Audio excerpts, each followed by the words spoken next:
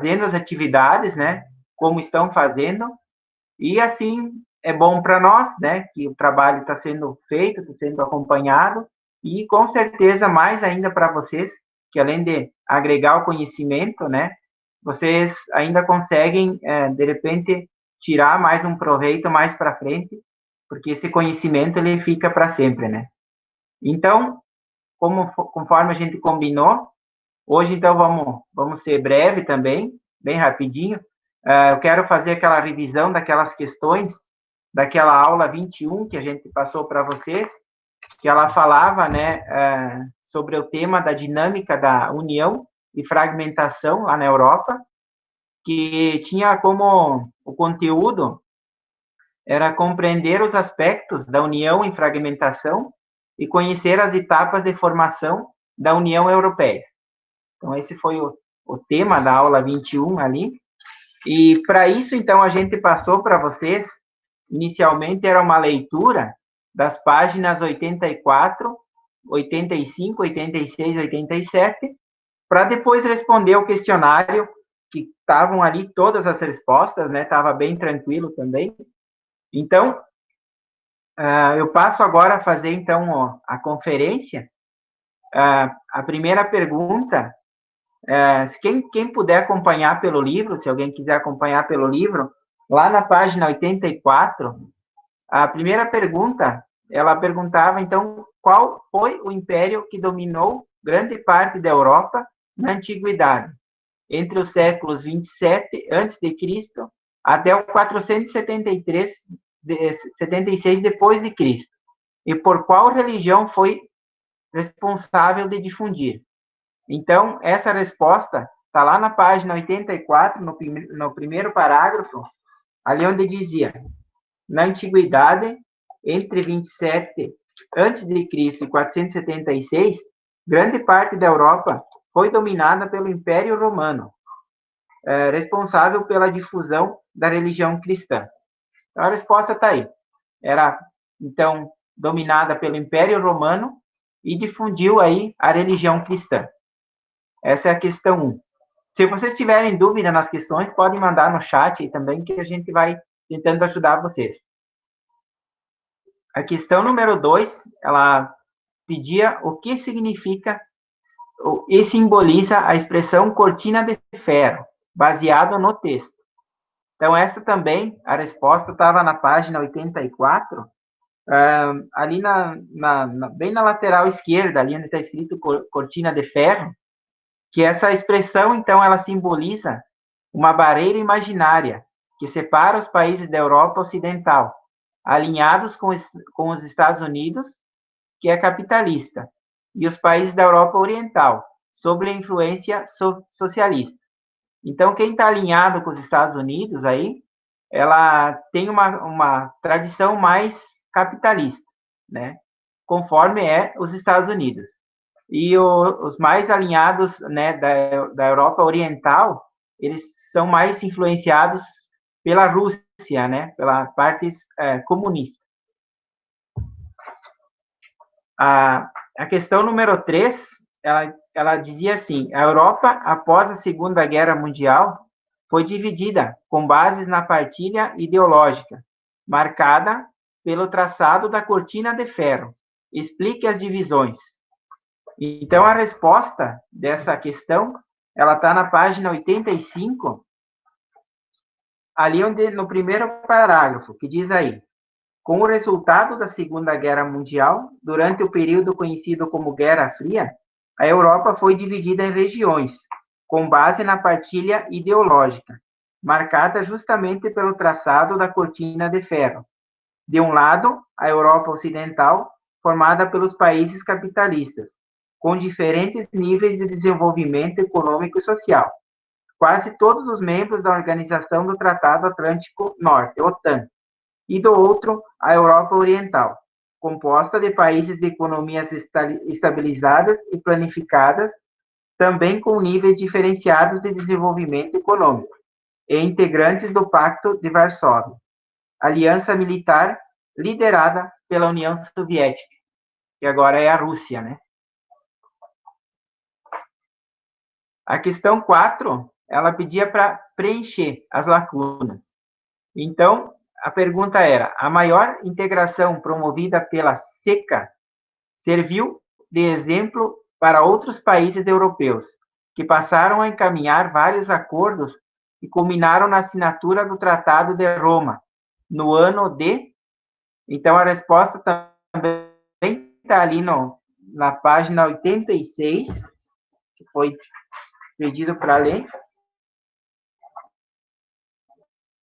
86, que foi no ano de 1957, instituída, então, ali na última linha, pelo Tratado de Roma, em 1957. E esse acordo instituiu a criação do... Aí, qual era a resposta? Era Mercado Comum Europeu. Então, está aí a resposta da questão número 4. A questão número 5, então, era só para assinalar qual era a questão correta sobre a União Europeia. É correto afirmar que... Então, a resposta é a letra C, que ela teve sua origem na Comunidade Econômica do Carvão e do Aço, no contexto da Guerra Fria, a SECA, né? Página 86 também, primeiro parágrafo. Estava essa resposta aí. A próxima, a número 6, então ela pedia como o bloco se chamava em 1951 e quando foi criado. Então, aí tinha 5 opções também, e a resposta certa é a letra B, que é a Comunidade Europeia do Carvão e do Aço, a SECA. Também ali na página 86, no primeiro parágrafo, estava a resposta. A questão número 7, aí ela pedia, segundo o texto, qual foi o propósito principal do Tratado de Lisboa. Aí na página 86, então, a gente tem ali um parágrafo sobre o Tratado de Lisboa, né, que foi assinado, né, pelos chefes de Estado, de governo, dos 27 países, né, da capital portuguesa, em 13 de dezembro de 2007, e o propósito era reforçar e tentar retomar a influência europeia no continente mundial, principalmente após a grave crise econômica que se instalou no continente em 2008. Essa é a resposta da número 7. E a última questão que a gente trabalhou nesse questionário aí da aula 21, que ela pedia para citar 5 países que fazem parte do espaço Schengen, né? Então, para responder essa questão, ele estava bem especificado lá no mapa da página 87. Ali estava na cor laranja, quais são os países. Aí tem vários países, né? Porque esse espaço Schengen, que é muito importante, eu até quero falar um pouco dele, o que ele representa, o espaço Schengen, né, lá na Europa. Então, ele é formado hoje em torno de 26 países que participam, né, e é um tratado, assim, de livre, os países ficam livres, né, são países, mas cada um tem a liberdade, tanto para visita como para comércio, com países vizinhos, né? Então, é um objetivo de livre circulação de pessoas. Então, as pessoas estão liberadas, por exemplo, assim, você vai lá na Itália, aí no mesmo dia você quer conhecer a Alemanha, você quer conhecer outros países, a Polônia, você entra sem dificuldades maiores de papéis, né? Porque não tem essa burocracia que o Brasil enfrenta para entrar em outros países, né? Com esse acordo, então, facilitou muito, e a principal vantagem ele funciona como fosse um país só. Dentro de vários países da Europa, ele funciona como um país só. Então, a lei praticamente é a mesma em quase todos os países lá, em 26 países, né? Metade praticamente, né? Mais da metade. É essa forma que eles trabalham, né? Então, é mais fácil para viajar, como, né, a gente já sabe, para trabalhar, né, para fazer negócios, é muito menos burocracia.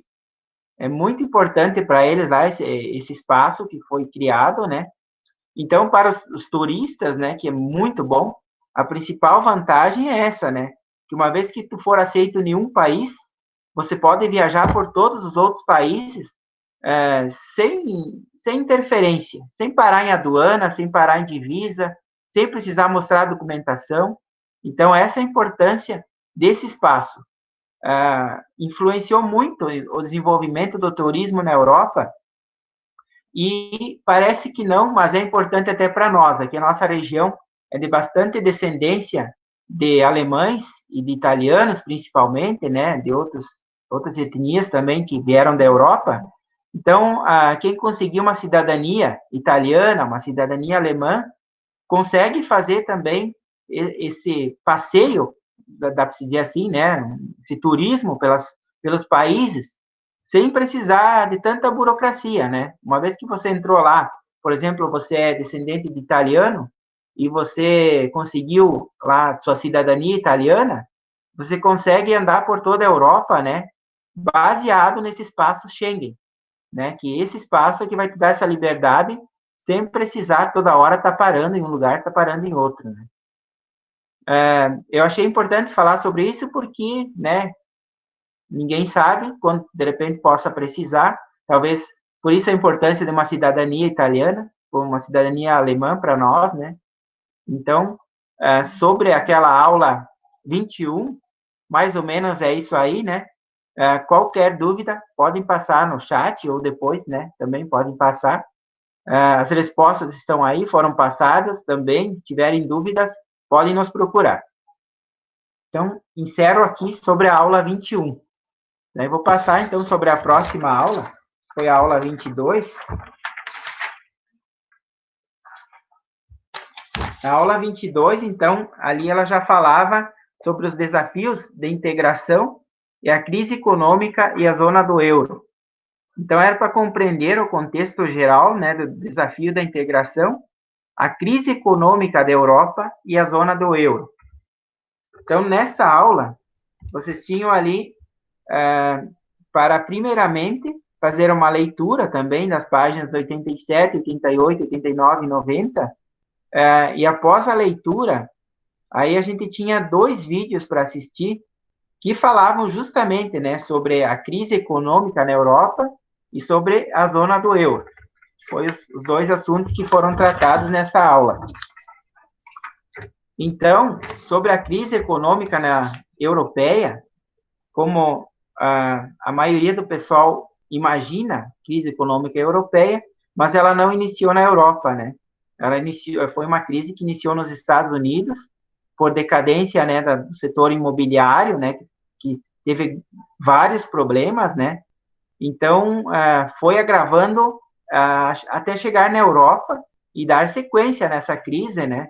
Em torno do ano de 2008, 2009 até 2011, aí ela foi se expandindo lá na Europa e tão forte ela foi que foi criado até, né, um tema para ela, crise econômica europeia.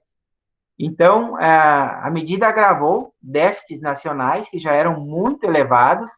Alguns países gastaram mais dinheiro do que conseguiam arrecadar e começaram a acumular muitas dívidas. A partir de 2011, então, é dada início essa crise mesmo, né? Os países já estavam se arrastando, né? Mas 2011 foi o ponto inicial, e os principais atingidos foi Portugal, Itália, Irlanda, a Espanha e principalmente a Grécia. Foi a mais atingida. Foi o primeiro país atingido pela crise que chegou a ter um rombo nas contas públicas de 113% no PIB. Isso é um absurdo para um país europeu, né, que antigamente era bem estabilizado, né, sofreu muito, então, com essa crise europeia, né, e a situação, então, ficou crítica, que a própria União Europeia e o FMI, que é o Fundo Monetário Internacional, propuseram pacotes de ajuda para a Grécia, Irlanda e Portugal. E quando foi liberado o pacote para a Grécia, o FMI obrigou os outros países a adotarem planos de ajustes. ajustar um pouco cada país para tentar ajudar a Grécia, né? Criou-se, então, uma sigla lá na Europa que se chama os PIGs, que são os porcos ingleses. Faz referência, isso, o que, que é? Faz referência, então, aos países que estão sujos, com o nome sujo na praça, né? Então, eles são chamados lá os porcos ingleses. E esses ultrapassaram o pacto de estabilidade do Banco Central.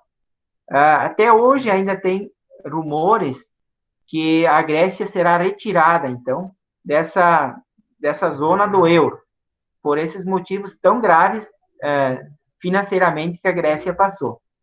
Como a parte das medidas impostas pela União Europeia, o FMI, o governo grego teve que adotar medidas muito fortes, aumentando imposto, combustíveis, no álcool, redução de salários no setor público e outras medidas que geraram desemprego e muita revolta da população, né? Porque a população perdeu o poder de compra. Então, a gente viu, vocês devem talvez ter acompanhado alguma coisa, o pessoal na rua, né? O pessoal com as bandeiras, o pessoal fazendo paderna até, reivindicando seus direitos junto ao governo grego, porque estava uma crise muito forte.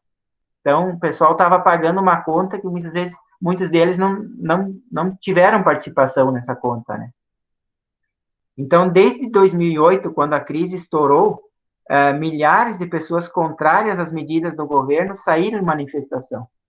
Essas pessoas encontraram-se revoltadas, pois elas não se sentiam responsáveis com a recessão e não estavam dispostas a pagarem pelo preço exigido para solucionar. Tipo, essa crise veio se arrastando e alguém teve que pagar. Como que vão pagar? Aumentando o imposto, aumentando o preço nos produtos, né? Enfim, cada um paga um pouquinho para tentar pagar uma dívida de um país. Então, é complicado, né? Foi uma crise muito complicada. Da crise europeia, mais ou menos é isso. E passo a falar um pouco do outro vídeo que falava da zona do euro. Como o nome já diz, né? A zona do euro é relacionada aos países que adotaram o euro como uma moeda única. Para que eles adotaram isso? Para ficar mais forte no mercado, né? Aí fazem parte vários países: a Alemanha, a Áustria, a Bélgica, a Eslováquia, a Eslovênia, a Finlândia, a França, a Irlanda, a Itália, a Holanda, Portugal, Grécia. Então, sim, vários países. Mas, por exemplo, tem outros que não fazem, que não entraram nessa zona do euro, né? Não trabalham com o euro, que é a Inglaterra, Suécia e Dinamarca, por exemplo, né? Então, a criação da moeda do euro, que hoje é conhecida mundialmente, se deu em 1999, com o surgimento do Banco Central Europeu. A sua circulação na União Europeia foi iniciada em 1º de janeiro de 2002. Nessa ocasião, dos 17 países, 11 aderiram. Depois, com o passar do tempo, né, mais 6 aderiram, né, e hoje, então, estão em 17 países da Europa que trabalham com o euro, deixaram o dólar, né, mais de lado e estão trabalhando com o euro. Ele foi criado para fortalecer a economia dos países que o adotaram, pois terão uma moeda forte economicamente para negociar. Além disso, a adoção de uma mesma moeda propicia uma ampliação nas relações comerciais entre os países e a formação de grandes empresas europeias que emergiram a partir da junção de muitas empresas de diferentes países. Outros objetivos importantes para a criação do euro foi a ampliação das relações político-econômicas entre a França e a Alemanha. A França e a Alemanha não estavam se fechando, né? Estavam tendo problemas financeiros, problemas econômicos. Então, o euro veio ajudar esses dois países a selar, né, as pazes e trabalhar e tentar crescer junto. O euro, na verdade, nada mais é que uma moeda para tentar que os países todos cresçam juntos, né? Uma opção ao dólar, uma opção a outras moedas, né? E hoje, né, conhecido mundialmente, sendo uma das mais importantes, né? aplicada, então, em 17 países da Europa. Com a criação do euro, o dólar perdeu um pouco a centralidade no mundo, mas ainda é a moeda financeira mais importante do sistema mundial. Mas já não é mais o único, né? Então, por isso a importância dessa zona do euro, desses 17 países terem trabalhado junto para criar essa moeda forte e fazer frente ao dólar e ajudar, então, ao comércio, às indústrias, a incentivar, né, todo mundo trabalhar junto. Quanto, então, ao resumo, eu tive olhando o resumo de vocês, também quero parabenizar vocês. A maioria entendeu o que eram os vídeos, né? Que era baseado, então, ou na zona do euro, né? Que falava ali sobre a importância do euro na Europa, né? Ou ele falava sobre a crise econômica europeia. Então, achei muito interessante os resumos de vocês e espero que vocês continuem assim, continuem focados para as próximas aulas. A princípio, eu tenho com vocês mais 2 aulas aí, né? E mais uma aula pelo Meet. A princípio, em torno de 3 aulas, né? Até encerrar o meu estágio com vocês. Espero que esteja de bom tamanho o que a gente está passando para vocês. Qualquer coisa vocês passem, né, para nós, que é para a gente tentar melhorar. Mas a gente tenta fazer uma aula mais ou menos trabalhada, conforme o Pedro tinha também passado para nós, que não fosse tão complicada nem para nós, nem para vocês, e mais assim, mais prática, mais para vocês entender mesmo, não virar só em papel, né? E é esse o objetivo nosso, que junto com vocês também eu estou aprendendo, né? Ensinando um pouco e aprendendo com vocês. Da minha parte, Pedro, é isso hoje. Eu passo para ti. Qualquer coisa, fico na escuta aí, estou à disposição. Quero agradecer aos alunos pela atenção de mais uma aula. Muito obrigado. E conto com vocês aí nos próximos trabalhos e na próxima aula pelo Meet. Muito obrigado, então. Alô, alô, alô, estão me ouvindo? Estão Estou. ouvindo, Pedro? Beleza. É isso aí, então, são 8 horas em... Deixa eu fechar aqui. São 8 horas em ponto a aula, eu já vou parar a gravação, tá? Vocês não coloquem o nome ainda, pessoal, eu vou deixar vocês mais uns 5 minutos depois deu, tá? Então, assim, galera, eu me lembrei de algumas coisas aí. O que eu falei ali no início para vocês, né? Eu me esqueci de falar. Quanto às atividades, né, pessoal? Eu andei percebendo bastante cópias, tá? Eu não sei se está acontecendo com a turma de vocês, porque eu não cheguei a ver, tá? Então, nós vamos ter que cuidar, pessoal, também isso aí, tá? Cuidar, um fica copiando do outro. Galera, pode até valer, só que vocês vão aprender o quê? Né? Já está complicado, né, aprender dessa modalidade, então imagina copiando, né? Então, não sei, espero que não seja com vocês, eu não estou falando que essa turma está fazendo isso, eu não sei, mas é só para deixar um alerta, tá, galera? Só um alertinha aí para vocês, tá? Para cuidar isso aí. Quem não fez, eu acho assim, ó, quem está agora aqui na aula e não conseguiu fazer essa aula que era para devolver segunda-feira, façam, pessoal, alguma coisa e assim, ó, e devolvam hoje ou amanhã, daí a gente dá uma olhada. Já estamos chegando aí na reta final, né? Então, isso vale presença, vale ponto. Então, quem ainda, né, Paulo, acho que não tem problema também, né? Entreguem até amanhã, tá? Para valer alguma coisa, só que assim, ó, os que entregaram, com certeza, né? Os que entregaram dentro do prazo, a chance é maior, né? Agora, os que não estão conseguindo fazer, pelo menos tente, se esforcem. Segunda-feira, o Paulo vai postar a próxima atividade, né? É a aula 24, daí é com ele, sobre o conteúdo, daí é com ele que vai ver o que vai ser mais relevante, né? Tá, Paulo? Não passar algo tão extenso, tá? Porque a gente vai até janeiro, né? Até uns alunos já me perguntaram até quando vai as aulas, até janeiro, tá? Mais ou menos aí, tá? até janeiro aí, acho que a gente vai, tá? Eu acho que seria isso. Alguém quer falar só um pouquinho aí? Tá bom, pessoal? Então, acho que agora fica aberto, né, para as dúvidas, né, e perguntas aí, dúvidas, qualquer coisa aí. Depois vocês coloquem o nome de vocês, né, o nome e vocês estão dispensados, tá? Fica aberto aí a questionamentos, beleza? Alguém tem alguma dúvida? Vocês já querem colocar o nome e a turma?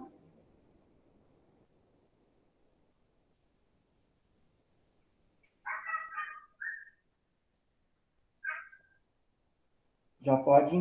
O Lucas, ele levantou a mão, ele quer falar alguma coisa? Ele ficou com alguma dúvida?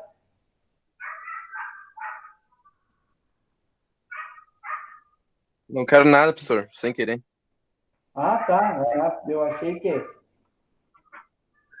Porque agora eu estava falando antes ali para o Paulo, atualizou agora isso no Meet, né? De você levantar a mão, de clicar aqui, né? Isso aí é bom, porque daí vai que alguém queira falar alguma coisa, né? E esse Meet, ele fica se atualizando sempre, né? O Google também, o Google Sala de Aula também fica atualizando muita coisa. Às vezes a gente se perde também, tá? Beleza, pessoal? Então, assim, eu acho que da minha parte e do Paulo seria isso, tá? Vamos cumprir o horário aí. Vocês estão dispensados, ok?